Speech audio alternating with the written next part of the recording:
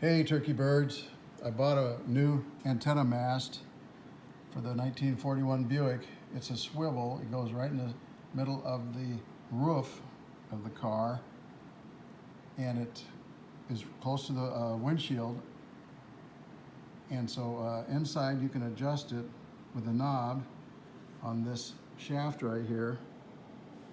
But to replace the mast, which I bought online brand new, I had to replace the old one, which was completely broken, but it was very difficult to do. I couldn't find any information on how to do it, so I just tried to figure it out myself. There's a pin right there, and it goes onto these legs. You can see the old one removed. And that's spring loaded inside here so that you can extend and swivel the antenna mast. I couldn't figure out how to get it off. So I just went to work trying to figure it out, and I got the pin removed finally after cutting a section of the old mast out, because the pin is so hard in there I couldn't drive it out without damaging it.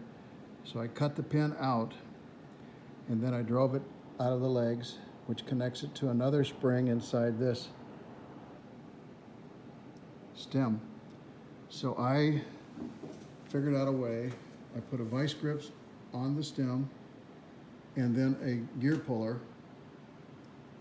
onto the vice grip, and you run it in the center right there and tighten it up until it compresses that spring, which pushes the mast out of its seat and exposes the bottom pin. So then I drove that pin out, kept this on there nice and tight so that the legs were sticking straight out. When the spring is not compressed, you can't see the legs or the pin. Anyway, I got it all tightened up, exposed the legs, drove the pin out.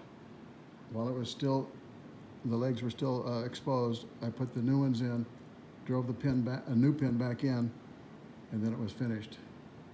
It's quite interesting how they did that back in 1941. Wow.